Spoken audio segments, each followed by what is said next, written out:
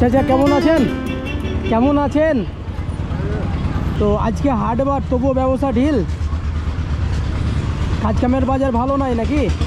মুখটা তো শুকনো হয়ে গেছে কাজ নাই বলে নাকি? বাড়ি কোথায় আঙ্কেল? মিয়াপুর। বুঝলাম, আমার এই জুতাগুলো কি রং করা হবে? হ্যাঁ, কাপড়ের রং করা হবে না? ও, পালিশ টালিশ কিছু হবে না? না, ধুলা বালি গেলে একটু পরিষ্কার করে দেন না? হ্যাঁ, তো সেরকম করেই করে দেন। কাপড় না হলে হতো। হ্যাঁ, ঠিক আছে আঙ্কেল, অনেক অনেক হয়েছে, আর করতে হবে না। খুব সুন্দর হয়েছে, এই তো খুব সুন্দর হয়েছে। কত দিতে হবে আঙ্কেল বলেন? হ্যাঁ, সেটা কত দিব বলেন? আমার তো ওরকম আইডিয়া নাই।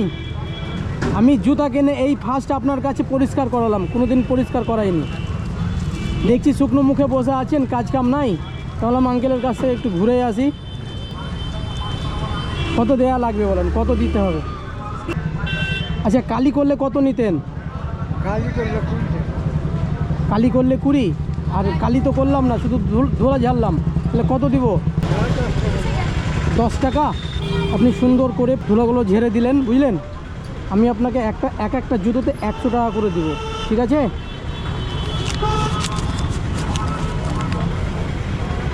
মুখ শুকনো করে বসেছিলেন, আমি দেখছিলাম দূর থেকে, কাজ নেই তো বললেন, শুনলাম, সেই জন্য ইচ্ছা করে আসলাম আপনার কাছে এই জুতা পালিশ করতে। তো আঙ্কেল খুশি হয়েছেন?